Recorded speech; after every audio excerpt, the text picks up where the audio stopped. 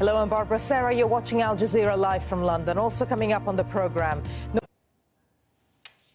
Hello there, I'm Barbara Serra in London. These are the top stories on Al Jazeera.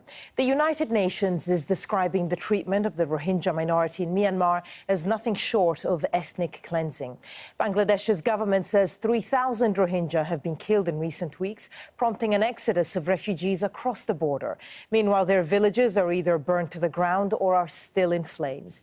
Divya Gopalan reports. An issue with that report. We'll try and bring it to you now.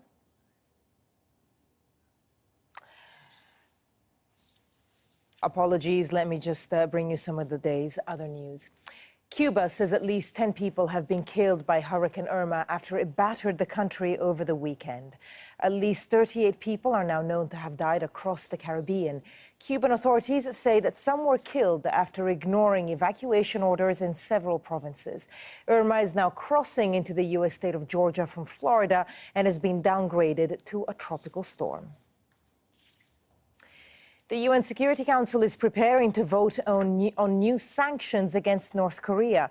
The U.S. had to water down its draft resolution with measures to try to win support from Russia and China.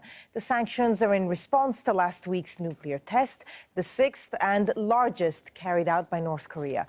Pyongyang has warned it is, quote, ready and willing to respond with measures of its own. James Bays has more now on the draft resolution from the UN headquarters in New York. It's threatening to dissolve the main opposition party if it continues to support its leader, who is under arrest. Kem Sokha faces treason charges over an alleged plot to take over power with American help. He's the only serious election rival to Prime Minister Hun Sen. Somalia's army says at least 10 it's in search of Putin's Russia. I'll have more news in half an hour.